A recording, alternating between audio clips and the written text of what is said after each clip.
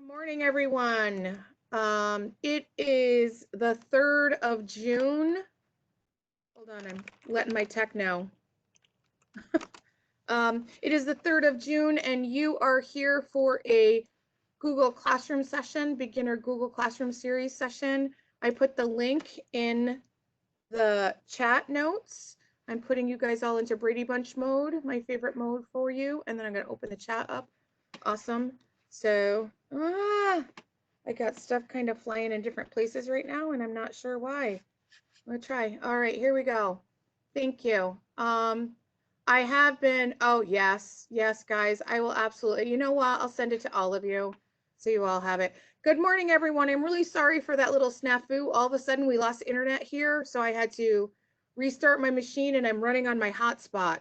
Although it does look like the internet is kind of back up and running, so I'm going to run on my hotspot. I'm not sure what kind of difficulties that will give us, if it will give us any. It may not give us any at all. And it just seems like when that happens, something else happened. Here we go. So you're here for Classroom. Everybody has technical difficulties once in a while, even the trainer. So today we're going to understand how the basics of Classroom, be able to add pieces into Classroom and know where to find class, like how to find the pieces on Classroom. How many of you have used Classroom in the past? Give me a thumbs up.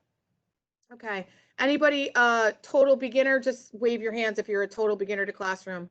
All right, good. All right, I've got some in the middle there, so that's all right. So we're going to kind of start at the beginning. I'm going to start a new Classroom. I'm trying to read you guys. You're on a different screen, and then I can't find myself. So I'm going to go to classroom.google.com. So I just want to step back for a minute. I want to talk through the other pieces of Google that we've talked about before. Google Drive is where our stuff is housed. Google Docs is for a document. Google Slides are for presentation. Google Forms is to pull data in. Google Classroom is how to put all those pieces together, okay? Google Classroom is literally like it sounds like. It's your classroom with your students. So you're going to make, or you will have, or you are in a classroom. Oh, Allison, I did not mean to send that to you directly. Sorry. I meant to send that to everyone. Google Classroom is a way for you to create what almost like an LMS. So an LMS is a learning management system, which involves, has to have a few components, has to have a place to put assignments, has to have integrated gradebook, which Google did not have until just last year. So it wasn't an LMS, now it is. And it has to have the ability to have grades talk back and forth. It now can do that as well. So all of those pieces make this an LMS, a way for you to virtually send assignments to students. So this is the Google Classroom start board. To get into a classroom, you do have to come here. So I went to classroom.google.com, and what I'm going to do is I am going to create the classroom. So you have a plus sign right there. So you must create a class before you join a class if you're a teacher. If I have any TAs in the room and you're in as a student and you've never created a class, it may be difficult for you to create a class because you're in as a student. What that does within Google is it puts you in a different organizational unit, or an OU. OUs are how Google organizes its people. So I'm going to use NARIC as an example. At NARIC, we have teachers in OUs and we have students in OUs. And if you are made, if you're a TA and you're stuck right here in the middle, how do you like that middle zone, right there in the middle? If you're a TA and instead of having you teach a class, they made you a student, you get stuck in the student OU. They can bring you out and say, no, they need to have teacher privileges. But unless a technician goes in and acknowledges the fact that you have the right to teach, you get stuck in this little land in the middle. So sometimes that's why TAs can't have a class, because one of the technicians has not gone in and approved that person. So I've been working with the NARIC people. That's typically where it tends to happen, because I think our TAs and monitors sometimes get put in as a student instead of in as a teacher, and they kind of get stuck in little land, in the middle land there. So the first thing I'm going to do is I'm going to create a class. So I create a class. It says, are you using, so I'm in a personal account. If I was creating in my NARIC account, I wouldn't get this. So I know this basically says, listen, if you're at a school and you're making this for your students, you need to go to your school domain. And the reason for that is they don't want, Jessica, I don't know where you teach. So I'm looking at you. I can see your face. So so she's a Brushton person. I can't make a Google account at NARIC and invite Jessica into my NARIC account. Okay. Because they're really built so that the students stay within their school. Now there are ways around that. You can whitelist teachers or school district at accounts. So domains are the after the at. So I have at BMCSD, which is a Brushton one. I have at Shen Schools, which is the Shenendahoa one. I have, you can tell I've typed so many of your accounts, I know them now. I could have at nacs1.org. I could have them whitelisted. And that means you'd be able to have your students come in to my classroom. Why is that used? If you're doing distance learning with students, they have to be whitelisted on each end. So the teacher in one building, so in one school, can have students from another school in their distance learning class. So they have to be whitelisted on both ends, okay?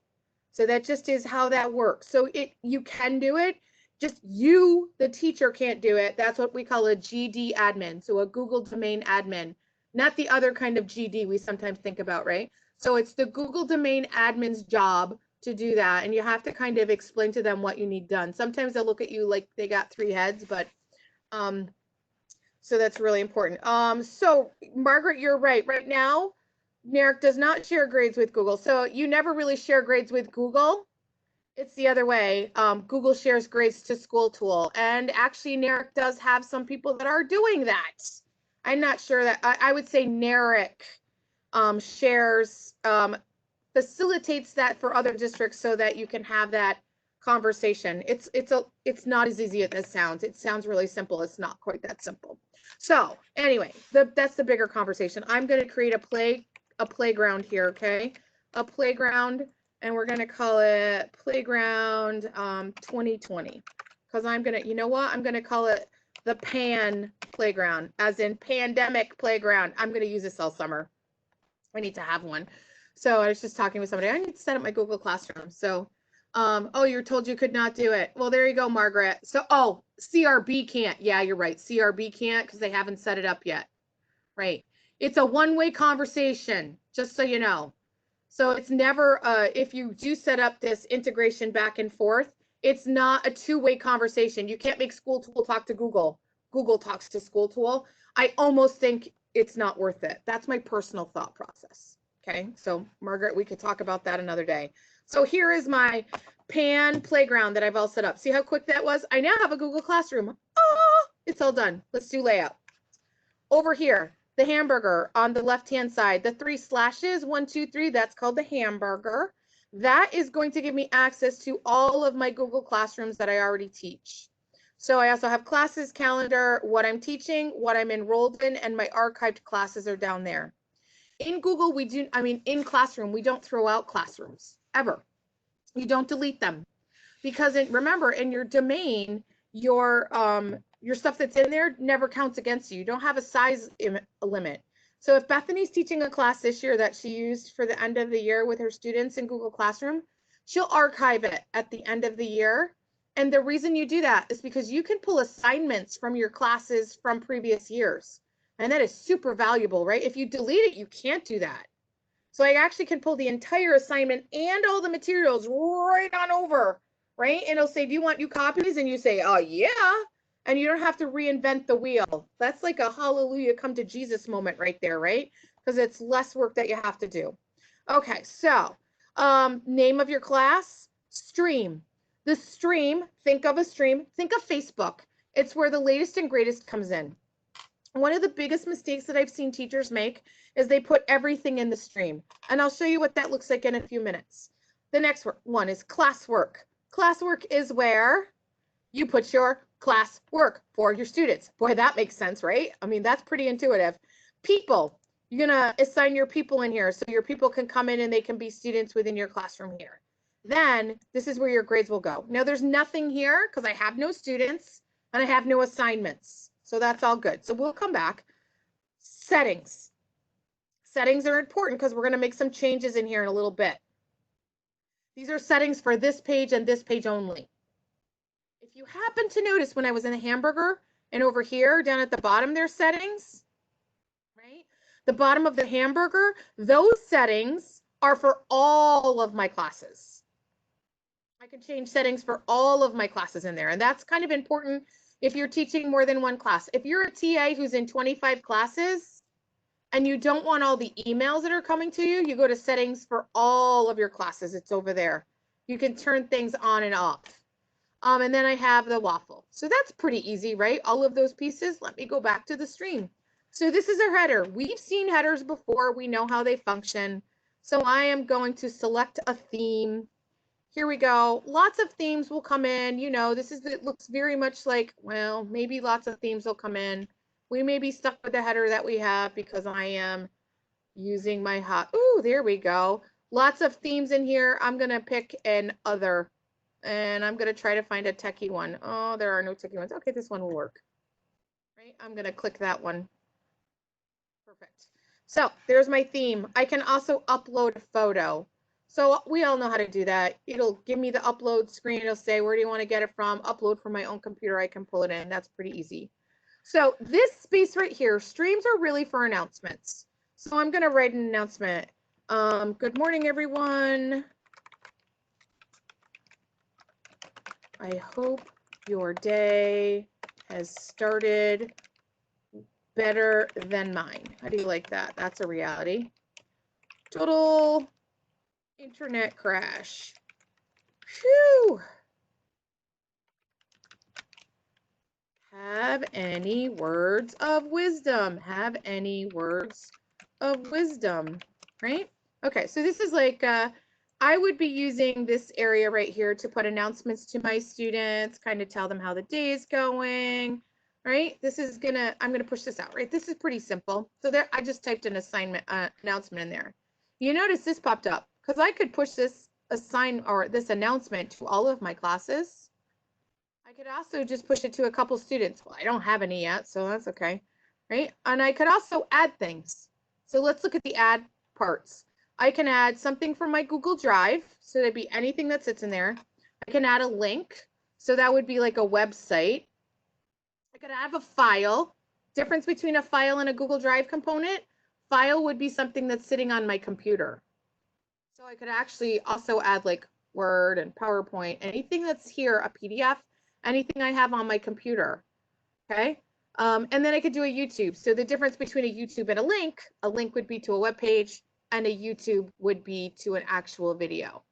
Could this link be another video? It absolutely could. Would it link as a video? No. Does that make sense? So a YouTube is going to link as the actual YouTube video like we've seen like in PowerPoint, right? Or Virginia, in slides. If I did a link, it would come in as a website. So maybe I just put this in here. So I'm just going to add in a link real quick. I'm going to put in Wonderopolis, oh my goodness, .com, right? I'm going to add the link, and you'll see Wonderopolis pops in here. I could tell my students to go through and, you know, and let's say, let's look and see what Wonderopolis says. Okay, so that's simple, right? So now I could post it. I have anytime down arrow, you have options. I could post it. I could schedule it. Scheduling is to push something out for a later time, just like we do normally. So you have the ability to push out your assignments or to push out anything as far in advance as you want. So those of you that are super prepared in a Friday afternoon for the next week, you can schedule your whole next week out. Really nice. And you can have them schedule out for specific time. I can hardly speak. So I could push it out for tomorrow morning at 8 a.m. You can change the date. You can type in the box to change the time as well. So I'm going to just post it.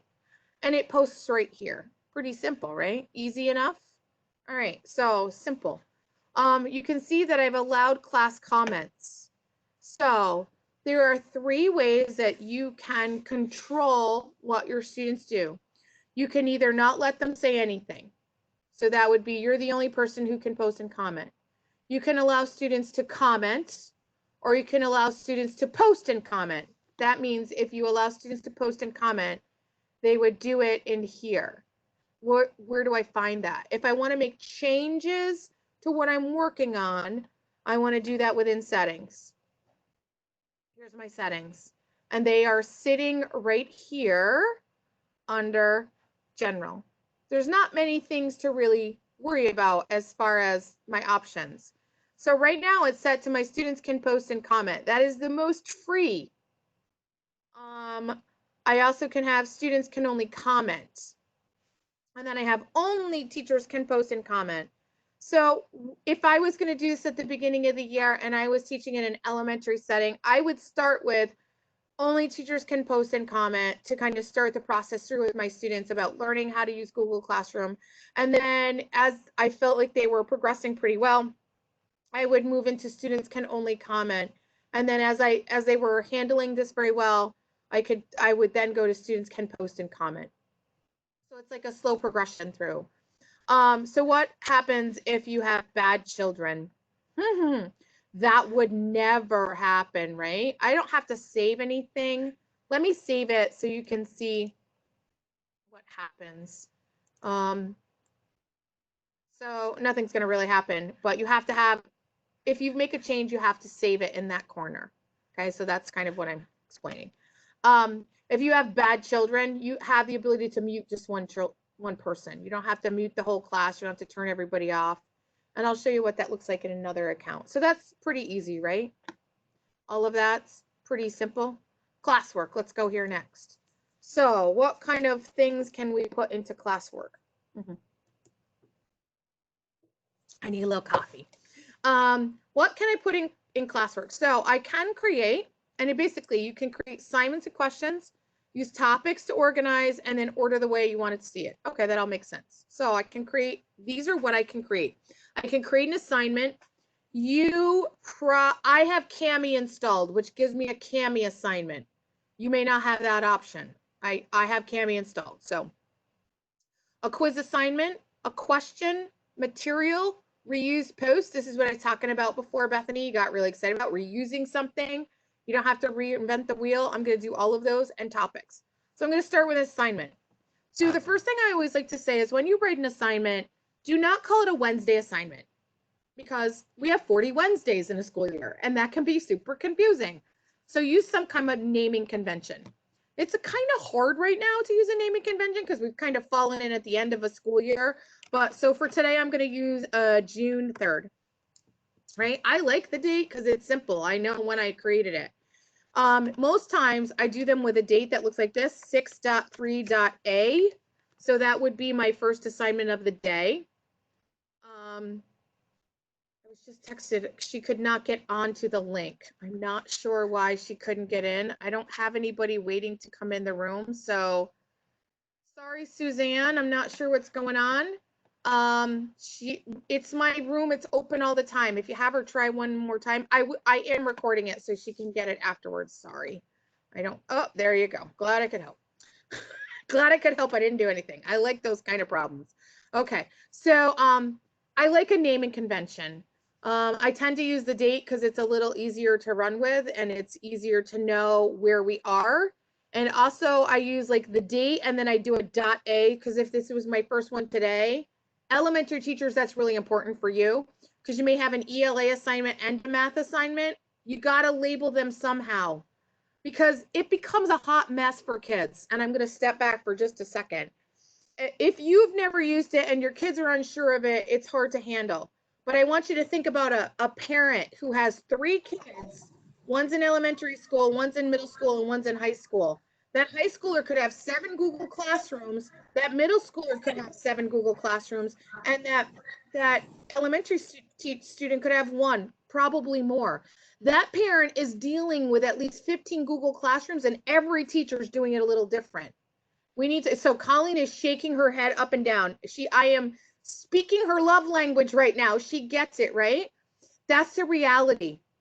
Got to keep it as neat and as functional as possible. And I've got some, for lack of a better word, old dogs out there who've used Google Classroom who think they've got it all figured out. And man, I'm like, dude, that's a hot mess. Like, I don't even want to look at it, right? We need to fix your hot mess. Like, it is really something with the date. It makes it much easier. So a date, and I'm going to just put in here daily assignment for class. I mean, that is very generic. The next thing, instructions. Instructions are never, ever, ever optional. Don't let that word there. They're not, because your kids don't know what to do with it. I mean, to be honest, what do you want them to do? So numbering them is huge. So I'm going to click a number. I'm going to do like step 1. We would do this in the classroom. First you do this, and then you do that, and then you do this. Okay. So I'm going to click on assignment, whatever. Okay. I'm going to figure out what I'm going to have my kids do, because right now I'm not really sure. Oh, for class. Cool. All right. So I'm going to add. Here's my pieces. I'm going to go to Google Drive.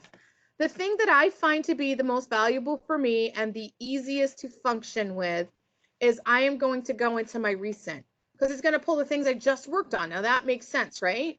If I've just built it, I'm going to have it in there, and it's probably what I'm going to put in right away. So I'm going to add in, oh, this is interesting. Google decided to give me double of everything this morning.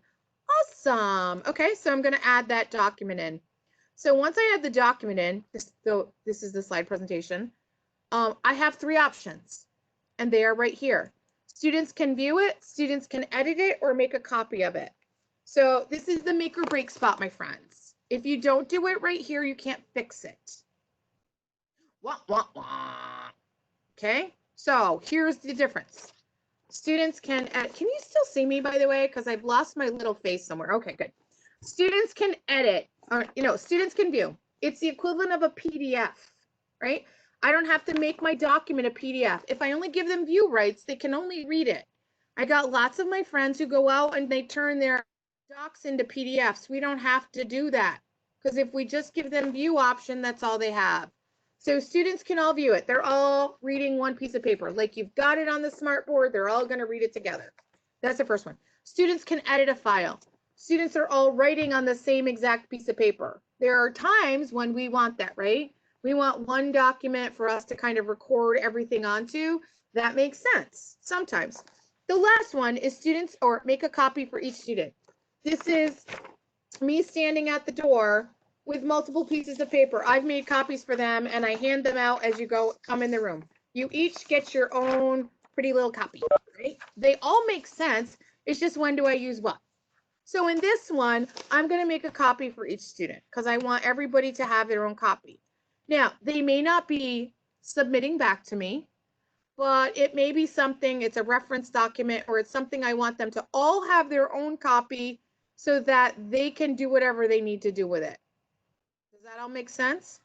If I make a copy for each student and I forget to do that, and I go back in and I'm like, oh man, I meant to make a copy for each student, the option is gone once you've submitted the session. Okay, once you submit the assignment, it's gone. You can't get it back. No idea if they'll ever fix that. I highly doubt why. Okay. Okay. So I'm going to have them click on the I'm going to have them click on slide presentation. Okay. That's the first one. Read through. Formulate any questions you may have. 4, bring them to our class meeting at 10 o'clock. Okay, does that make sense? So there's my directions. Pretty easy, right? Okay, so now who am I going to assign it to? So you see those are pretty simple, right? I should put a period at the end of each one. If you're a teacher with special ed students, highly recommend you put a space after each line. It's easier to read, right? Look at the difference in how to read that. Makes it much easier, right? It's not taking up any space. You're not printing it. It's just visually, it's much easier to follow along. Numbering is huge. Do not do a paragraph. Kids get lost in paragraphs. Or write it as a paragraph and then turn it into a numbered list. It's easier. And some teachers tend to use bullets. Numbers are better because they know where they get lost. Kids get lost in procedures because there's a lot of steps, and most kids won't have every step available. They'll lose one along the way. I'm quite honestly, most adults lose a step along the way, right? So when you start to do this process of typing out directions like that, you'll get better at it, and you'll start to know all the kind of the sub steps that are involved. You're going to get better. you'll realize, oh, maybe I should edit them. You can always edit directions. Now I'm going to come over, I'm going to do my assigning. My assigning is over here. So who am I going to push this assignment to? I'm going to push it to my classroom. You know what? This is not a bad one. I'm going to push it to all my classrooms, right? So I have 3 classrooms. I'm going to push it to all of them, and I'm going to push it to all my students. I have no students in this classroom yet, so that's why I don't see any. But I'm going to push it to all my kids. Makes sense? Am I going to have it for points? I can have ungraded or I can have it for points. I'll just make it for points. It's fine. Due date. When we talk about remote learning, and I know we're almost at the end of our remote learning situation, hopefully, right? We're all fingers crossed. But if we end up in this situation next year, if we end up in some kind of blended environment next year, which is really, I think, what may happen, we're going to be using some digital tools as well. One of the things I say, be lenient with due dates, because in some situations, students are sharing devices. I know like Schenectady City, they have 1 device per household. So if you've got 4 kids in the household, they can't all be with a hard and tried true date. It just doesn't work. So think through due dates. I think it's important to have due dates, but we have to also understand that we may need to push them out a little further than they have been in the past. And we can't have kids online for like 40 minutes and then give them 40 minutes of homework, because we're literally duplicating or doubling the amount of time they've been on a computer, hard on their eyeballs. I don't know about you guys. It's hard on me, right? I'm doing 10 to 12 hours. I'm pretty used to it. And I'm exhausted at the end of the day. I don't even want to look at a screen. I just want to close my eyes on the couch and be like, go into my cocoon shell and sleep, right? That's just the way it is. So just think through that process. I am going to put a due date on this. I'm going to do it for the 11th. I'm not going to put a time. 11:59 p.m. is not a good time to have assignments due. Why? Because your procrastinators are going to procrastinate to 11:59. 8:59 or 9:59 is much nicer. And that just gets kids to bed at a normal time. We already know those teenagers are a little weird anyway. They sleep till noon. Don't give them the option. Make them do their homework a little earlier. So all done, right? I've got all my pieces. I put a title, I put instructions, I've added something, 4 points, due date. Oh no, I forgot my topic. So why would I want to use a topic? So topics allow me to organize my information together. So I'm going to do actually just a daily assignment. So that's my topic there. So if I was an elementary teacher, I might have ELA, math, science, and social studies would be my topics. If I was a social studies teacher, I might put them in by unit. Because then later in the year, if you started this at the beginning of the year and we actually had a Regents to study for, a student that was like me, not very good at all of social studies, but not really good at the Renaissance period, would be able to go in and click topic for Renaissance and pull all the Renaissance resources out and would be able to look at them again and to study them. So it's a really simple way. Another thing that I didn't talk about, sorry, when I do titles, if I started this at the beginning of the year, I would number them like this. So 001 at the beginning. The reason for that, I would put them in as the day. So if the student was there day 1, day 2, day 3, but missed 4, 5, and 6, you could say to them, go in and look at 4, 5, and 6, not just number 1, because if you export your stuff to a spreadsheet, 1, 10, 11, 100, and 111 are all going to go in order because it just looks at the first thing it sees. So when you use 3 digits, they stay in order. Ask me how I know that. Personal, I just learned the hard way. It's one of those tips you learn along the way that makes it a little easier. So that's pretty easy, right? All of that was easy. So I would just push an assignment out. All right, so I pushed my assignment out. It's going to go into my classwork. It's moving its way. It's taking a little bit of time because it's assigning to all 3 of my classrooms at the same time. Rolling, rolling, rolling. Keep those doggies rolling. Okay, hold on there, puppy boy. Yeah, it's really slow. Hopefully it's going to go a little faster.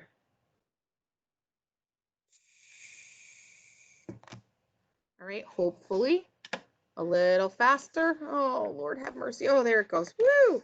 All right, so it's in my classwork stream. And what I want to do is it's in my classwork. I want to go look at stream. So the way this is set up right now, this is the default. The default for classroom is that your classwork comes to the stream. I don't know about you, but I find that annoying. I don't like it. I'm going to go look at another classroom and show you what I mean, one that has more stuff in it. So see how nice and clean this is? When you come down through this, the only thing you see in here are announcements, right? So, and then over here, you see lots of assignments. So now I'm going to make it look messy. I'm going to make it look icky. I say that. I'm going to make it look icky. I'm going to change it so you see a lot more stuff in it. And then I'm going to go back out to the stream. So now it's full of announcements and assignments, right? I find this really difficult to navigate. So how can I tell the difference? If it has an avatar or a circle with my picture in it or my letter or whatever, that is an announcement. Okay, that's what belongs on the stream. So like right there, there's one. That's an announcement. That belongs on the stream. These other things with the clipboards, that's classwork. Why would we have a classwork spot if we didn't put the classwork where the classwork belonged? So this is Virginia being her control freak self again, okay? I don't want this stuff in two places at the same time because it's too messy. It's too messy for my kids. It's way too messy for me. So in the general settings, classwork on the stream, I hide the notifications. So then when I go back out to my stream, on my stream, I only have announcements, and in my classwork, I only have classwork. I don't know about you, but I like that a lot better, right? I like that a lot better. Just makes more sense to me. That's the way I want it to look. I want to keep those two things separate, and I'm going to teach my kids that way. So somebody said to me, well, it's another click for my kids. They can get over it, right? Sorry, right? It's really about the teacher because the student is going to come in, they're going to click on their class, right? They're going to come in here and they're going to click like this. They're going to click on their name. They're going to go to their assignments. Their assignments sit in one place altogether. It's about your sanity as a teacher. So I know that sounds really weird, but if you've got all this stuff in a stream kind of mucking all together and you're like, oh my God, I can't find it, right? You can't find it because there's too much stuff there. You wouldn't do that in your classroom. And if you do, I'm sorry. Okay, forgive me. I don't know about you, but I have a place for everything, right? I have a folder for Frontline. I have a folder for my notes. I have a schedule for this. I have something else for that. We do that in our classroom. Don't make your virtual classroom any different. Keep it just as neat. Keep those two things separate. It's going to make life much easier. So the way you do that is you go up into your settings and under general, where it says classwork on the stream, you hide your notifications. That will start to clean it up. I know some of you are probably in classrooms where the classroom teacher has everything out on the stream, and you may even have you may be a parent of a teacher who does that. It's just very, very, very simple to keep that straight. Are students able to see who the other students are in each class? Yes, they are. Is it confidential or would they each need their own classroom? Thinking about related services. So, Leanne, you bring up a really good question. I've had this a couple times this has come up. Your students, it would just be like a regular classroom. I think this depends on the stance of the agency you're working with. So some districts want a different classroom for every student. I personally think that's a little bit of crazy, because if you have them in this general spot, they can all communicate with each other, right? Because one of the things our kids are missing right now is the ability to communicate with each other, right? I mean, they're probably doing it, but we're going to keep them in the stream here together. But in classwork, I can go in and I can assign, sorry, my brain has just went on a little vacation there. I can push an assignment to just one student. Whew, sorry, that was hard. I'm not sure why. Here is my assignment that I have right here. So like, here's today's work, and I'm going to the 3 dots, something more to do, right? Always the same thing. I'm going to click on that and I'm going to edit this assignment. So this is today's work. I have a file in here. This class, If I had a class of people in here, I could assign it to more than one person. Does that make sense? So I can have students do work, just have one person or multiple people at the same time. Questions? I'm going to stop there for a second. The settings button is the settings up. I'm not sure what settings you're looking for, Suzanne. The setting buttons to do what? And you can just unmute to ask that question. I'm going to change a Google Classroom. Go ahead. It was just the setting buttons to do the notifications, so you organize your classwork versus your announcement. Yep, it's settings right next to the waffle. Right next to the waffle. Oh, there's a little gear. That's your settings. Oh, right there. Oh, I'm sorry, I missed that. Okay, thank you. It's all good, not a worry. Okay. All right, next to the waffle. So I'm actually going to go. So look at this. This is a pile of crazy, right? This is a pile of Google Classrooms. So just to kind of give you a couple options, you can see here, when you don't have a circle, so like this one, I'm invited to teach this class. Who in God's name invited me to teach your English 10 class? God knows they're not smart. Okay, I don't even know whose class this is.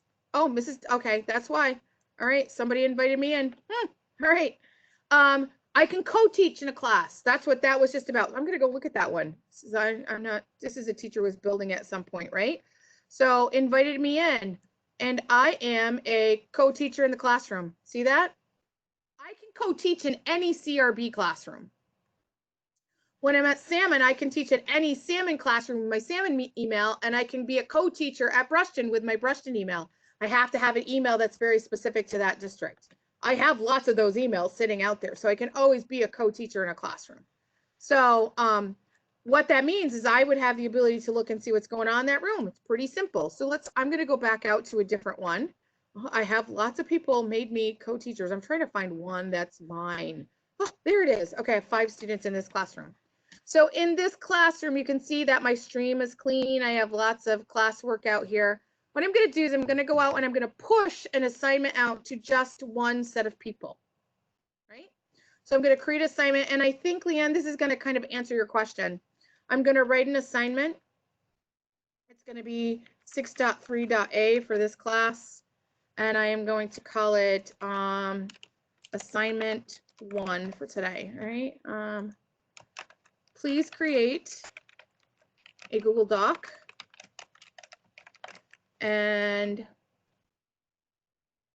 okay, please create a Google Doc.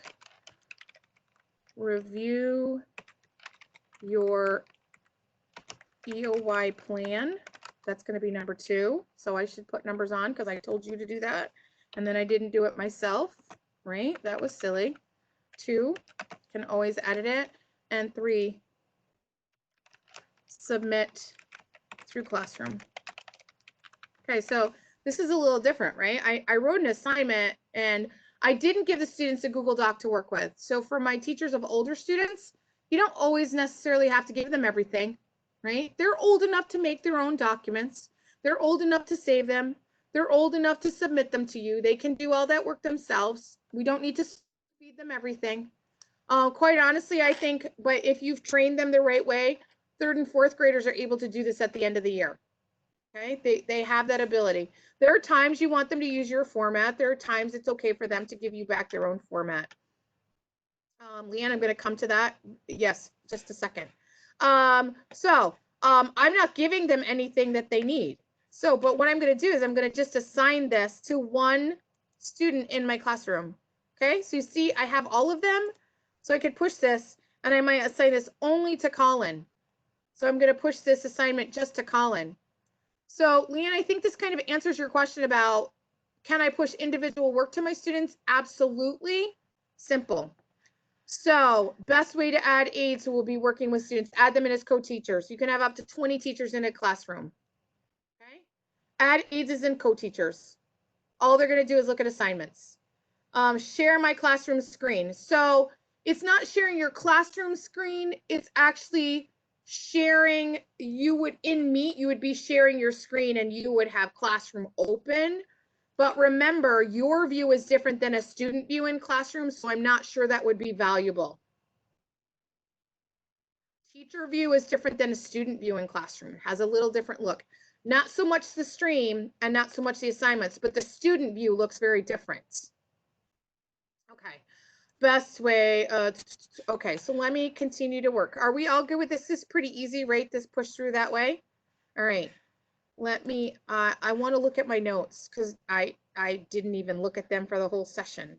Let me see. Let's see if I missed anything. I still have 13 minutes. This is a class I can teach pretty much off the top of my head. So I'm just really quickly looking through Streamlike, classwork, people tab. Oh, I should probably show you how to add a kid. That would, all right. It would be good to have kids in your classroom. Let me go back to this one. So this is the one I had before. Let's say I want to add people. I'm the only one in this classroom right now. Well, that's kind of boring, right? Let's say I want to add someone else. Plus sign. So this is one way to do it. I can add, okay, I could add Erica in. Oh, I can't add this Erica in. No, I can add this person in. Okay, there. So when I start to type, it pulls up my emails in. That's actually me. It's my other email. I have like 25 of them. So I can just use one of them. I'm going to add that person. I'm going to invite that person to the classroom. Good, right? Oh, well, look at that. Well, aren't you a fool? Am I in a domain? I don't think so. That's weird. Yeah, okay. I'm not sure why that happened.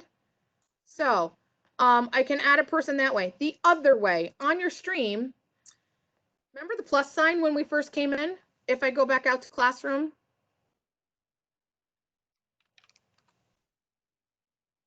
if I come out here to classroom, you have a plus sign. So the other way to have students come in is you can have them join a class with a code. Where do you get the code?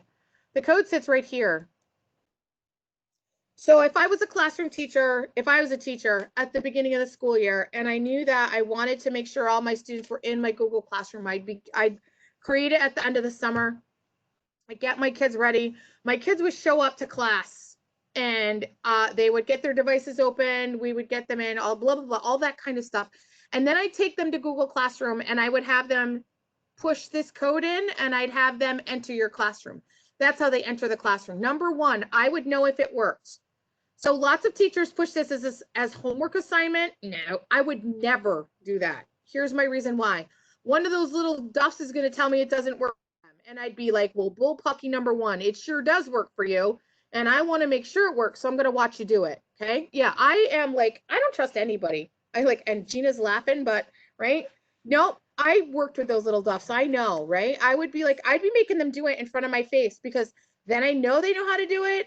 And there's no excuses, right? I live in no excuse land. So that's one way. Now during this session, so when we do it this way, we can watch them walk through the process. I could email it all to them. I could get it all to them, but doesn't mean they're going to do it. The other way, when I invite them, they get an email. That doesn't work for primary students, right? It doesn't work for primary students that can't get in because they don't have emails. So you kind of have to do it this way to walk them through that process. Could I do it in a Google Meet? I absolutely could. So while we're talking about Google Meet, you can turn on a Google Meet code in your settings. I can turn on a Google Meet code in my settings. Oh, that's weird. Where did it go? I say one thing and then it's not available. And I'm like, what's going on? Oh, it's like, I know it's here. There it is. So I have Google Meet attached to my NARIC account. That's what we're using. So I can come in and I can turn it on. There's my Google Meet. I can make it visible to the students. What does that mean? If I click on that and I toggle the button over and I save it, and then I go back out to my stream, it sits right up here in the corner. Can you see that right there? It sits at the top. So when students log in, they can click on that.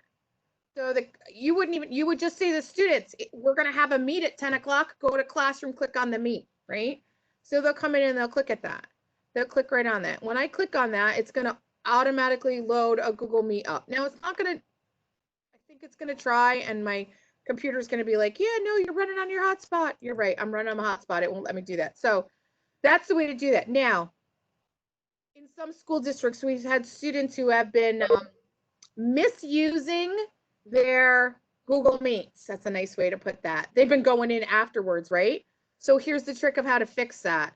You come into your Google Meet when your session is over, you just turn it off, you untoggle it, you save it. It's no longer visible to the students. So you see there's an eyeball, a line through the eyeball. Kids can't see it anymore. It's turned off for them. They can't see it. What happens if the kids saved it after you walked out of the room? Well, there's a great way to fix that. I mean, like, this is the trick of the trade. I can come up here and I can reset it. So that one is defunct now. It no longer works. So I can actually assign a new one every time I do it. So middle school, high school students tend to do this more, unless you have some pretty, I've seen some pretty resourceful 3rd and 4th graders who figured it out, right? So we could get really mad at them when they do that. And actually we should be having a conversation when they do that. But quite honestly, those are the kids that I want in my tech group because they're problem solvers. I know. And I know that kids have excuses, but I also know that those are some pretty resourceful problem solving kids, right? They're figuring a way around things. That's not always a bad thing. Okay, let me look and see where I am in my notes, and then we will keep losing my mouse. I keep going over to look at you and I keep working my way through. So people tabs, so we know how to add people. Grades are pretty easy. I'm going to show you those. Grades are not so easy. We did inviting students. Guardians. If you want guardians in, it must be turned on at the Google domain level. And there, that means your GD admin has to turn that on. It's not an option if it's not turned on. At NARIC, I know it's turned on. At Brushton, I know it's turned on. NAC, I think it's turned on. Salmon's turned on. Okay, just so you know. And you have to hand enter those people in. It's brutal, but I will be offering a Google 2 and Google 3 session in the summer.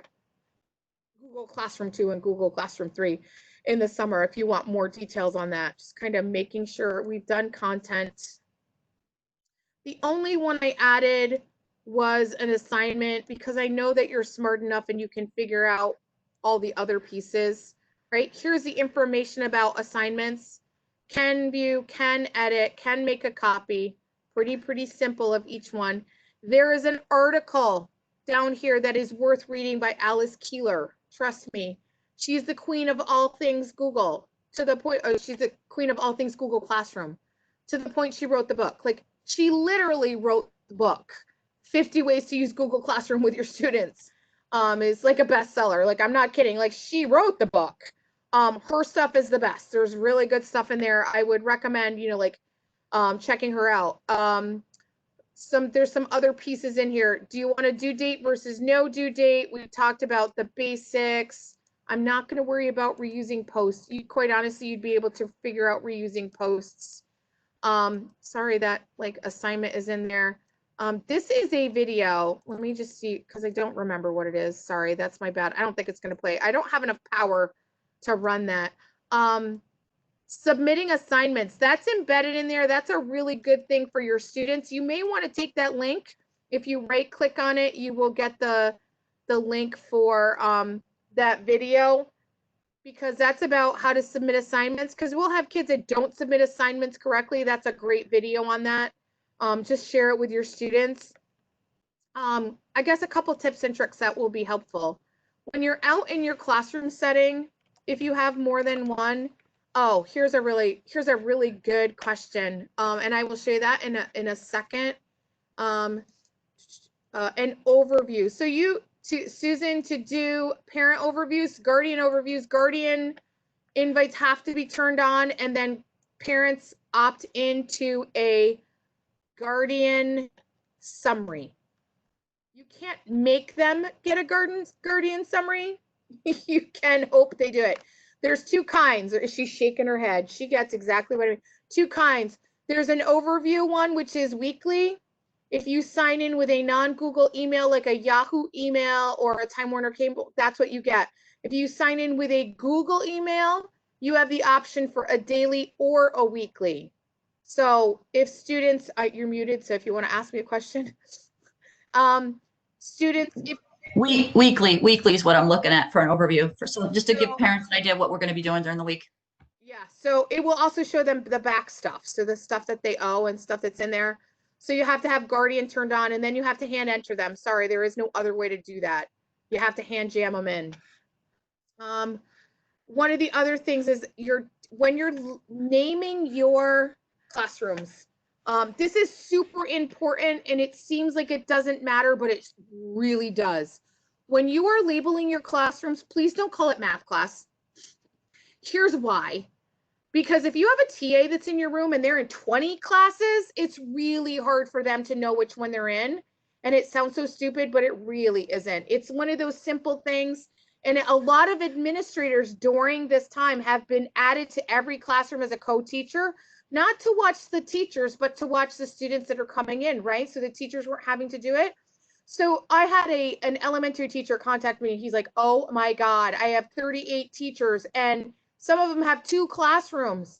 So I have like 76 classrooms and they say 3rd grade math. He's like, I'm dying. Which 3rd grade math teacher is it? So like think about putting your name on there. That's just really helpful. And then the subject. That's just or the period. So, and you can also just move these around when you have your tiles. You can move them and drag them around in an order that makes sense, right? Just like your waffle, you can move things around. Like if you want the ones that you're a student in at the end, you can do that. That makes sense. Like I'm a student in this class because there's a circle. So that just makes sense the way you're going to move them around. Just have it simple. So how do I archive a class? So let's say I'm all done with one of my classes. It has to be done at the Google Classroom level, so out at the home base. And what you would do is you would hit the 3 dots, and there is an archive spot. Once I do it, it will say, do you want to archive it? They will remain in your drive, and there is no worry because down in here, you will see on the hamburger, my archive classes will go in there once I click on it. So there's all my archive classes that I have. I still have access to them. I still have all the content that's in there. Bye, Gina. So let me know. I mean, I think that's the basics of Google Classroom. What happens is you start to use Classroom and it gets a little bit like you start to have very specific questions. So I'm going to stop sharing. I am going to stay. If anybody has any questions, feel free to ask them. Like I said, I am going to offer a little bit more specific sessions during our summer catalog. I'm going to have one called like using Google with primary students. I was just going to do Google Classroom and decided not to do that. It's going to have things like Classroom, Slides, Jamboard, which is a whiteboard that you can use within Google. I think that makes sense. And I'm really going to target it to like K3. Then I'm going to do a 4-8 and I'm going to do a 9-12 because the needs are very different. They're going to be 2-hour classes during the summer. So I will be sharing the presentation. It will be shared once I get the video back. I send the video link and the content. Just going to ask one more time, make sure that you sign in. I know some of you did at the beginning, but I got kicked out and had to come back in. So if you could make sure that you signed in, you'll have that. The Google Classroom, I'm hoping, if you said to have those things in the catalog by the end of the week. Notification is next week when the catalog goes live. And I am going to, if we end up with too many, I'm probably going to try not to do any sessions over 40. But if I have to open another section, I definitely will. So you guys always know that, like, if I go to 42, I will open it up for you 2 people. I try to not really limiting. I don't do Flipgrid trading. My colleague does. I mean, I can. I just don't offer that. I tend to stay on the Google side a little bit more. I have done that before. Sure, Leanne, you absolutely can. Today is not a great day. Tomorrow's better. I have some free time tomorrow, but reach out and we can probably come up with a common time. Next week is really perfect. Whiteboard. Jamboards are whiteboards, Suzanne. So you can unmute, by the way. I'll just unmute everyone. Suzanne, if you've never used, what do I have to ask them for? if you've never used a whiteboard, yes, she still hadn't even called is yet. a whiteboard. So if you go to That was a week and a half ago. jamboard.google.com, I would be like, look, if you feel like Lila needs to repeat, That's go on ahead. you. Well, that's what I said. That's totally on you because I'm going For to, grades, that don't is show it. the So that link, every single jamboard.google.com. So try that link and see if it works for you, Suzanne. Mark somewhere that It mom wants usually has to be turned on at the domain level. What district are you in? Not that she doesn't struggle, no, she totally does. but when I do, like, when I've been working with her and Natalie, Natalie's fun. John would probably, you may have it on. Lila can zip through everything. But Lila's kind of when she's doing things on her own. Yeah, I have a and question. Again, a lot of it's effort, but. I have Google, I'm a related service professional, and I have classrooms through the NARIC domain, and I also have one through a district domain. So I have two different Google, Exactly. I don't even know how to explain it, domains, I guess. If I archive it, will it stay within, will it only be in the drive that's connected to that domain? Yes. Okay, is there a way to have it go to both? No. Okay. I knew what you're gonna ask before you asked, so it's, yeah, I understand. Okay. So is this Patricia? Yes. If, where are you teaching, Patricia? Are you? Guilderland School, and then my NISCU accounts are on the NARIC. Yeah.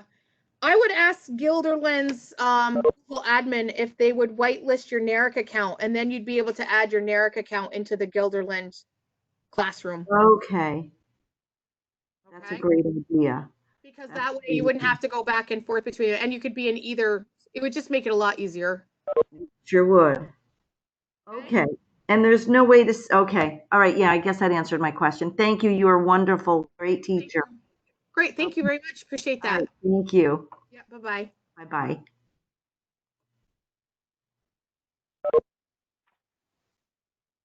Trying to take a quick attendance. I knew who was here. Do.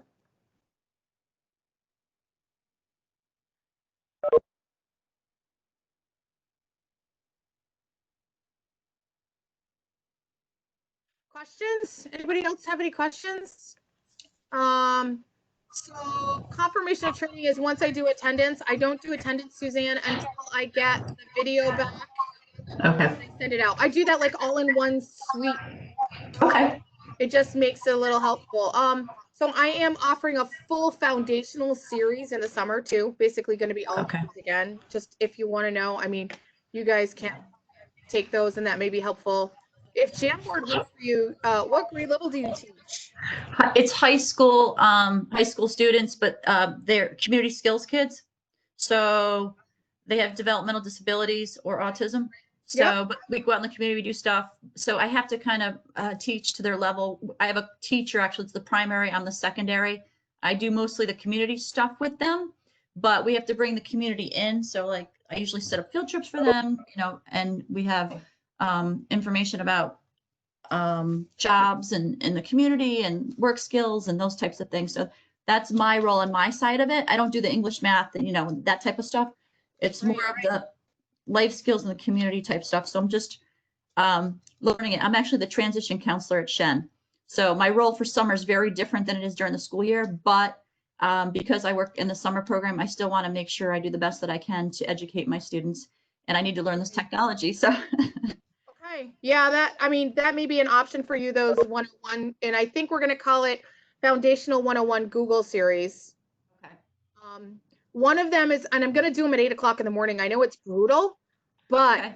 I'm a morning gal. A lot of people, it's a good time frame. So if you ever want to take a class with me and you can't, like it's not, like you look at the time and you're like, oh man, I'm booked that time. It's, you can totally just sign up for it and I'll send you the material. So I always do that for people. Okay, so that's great, an option. I am teaching a summer class. Can you do me a big quick favor? Can you go over how to send the assignments to the students, just the attachment part of it? I was trying to help my colleague log on during that time frame. I was the one that Not a said problem. So I if you pop into a classroom right here. Yep. Okay. I lost my mouse again. I gotta go out of an archived class. It doesn't like it when I try to work in those. So if I go into this class here and a classwork, Okay. so just to do an assignment, Okay. it's trying, it's thinking really hard. Okay. Add. Okay. It is add. Okay. And then. Yeah, and then it's Google Drive. If I want to load from my Google Drive. Okay. I have stuff that's not on my Google Drive. You can use link. The link. Just link then? The Okay. link is the other one. Okay. Is it smart for me to try to download things into my Google Drive though, just to make life simpler? Yes. Okay. So I have a lot of stuff. We converted over to Google in the past year, a lot of stuff. And I have old school like Microsoft Word documents that are still really good, but I just need to learn how to do that. Yeah, but you can, you know what, let's just set up at a time to meet and I can show you how to do that pretty easily in one fell swoop.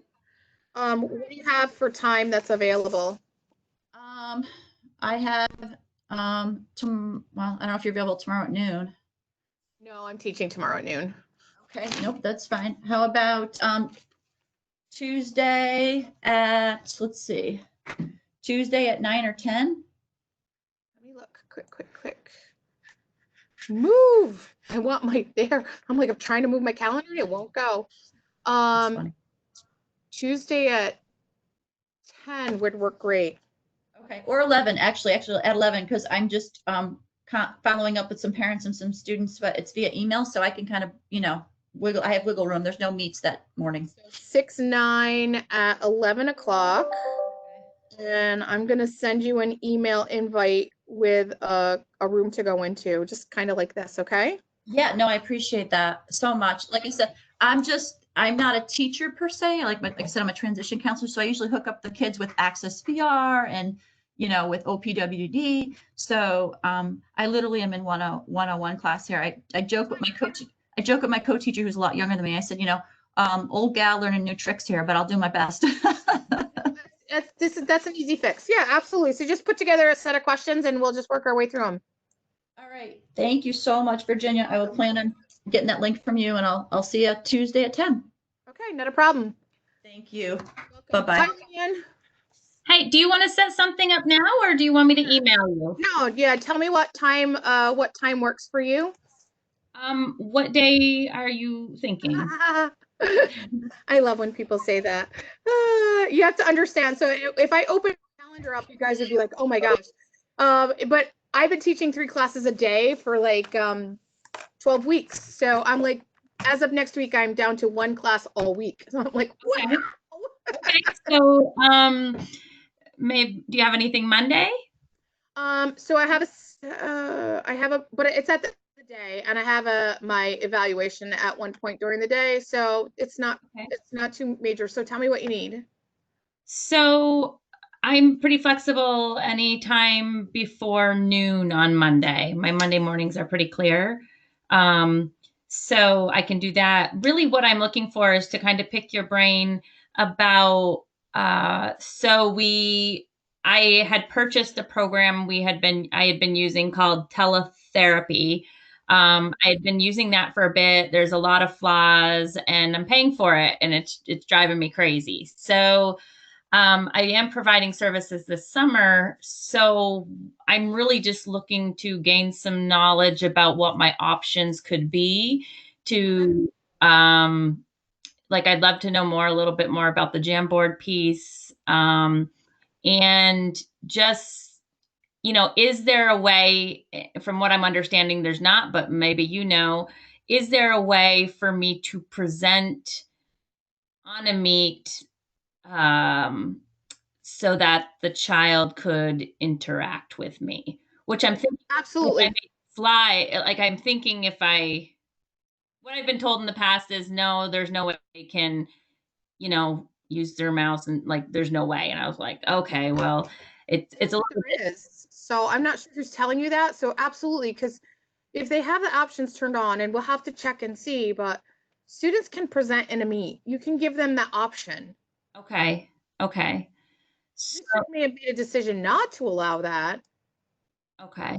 So let's do this. Let's do Monday at 8:30. Yeah, that's great. So I'm going to send you a meet. Okay. Okay. Yeah. So we can play and meet directly. And that way it's just going to be 6/8. And I just said at 8:30. So I'll send you an invitation and you'll have that with a meet set to it. All right. I mean, I know Reggie was looking into another platform we could possibly purchase, but I just feel like if there is an avenue to do it this way, there's no reason to purchase something that costs so much money. So not a problem. Okay. Not a problem. Okay. Yep, you're welcome. All right. Bye-bye. Yeah,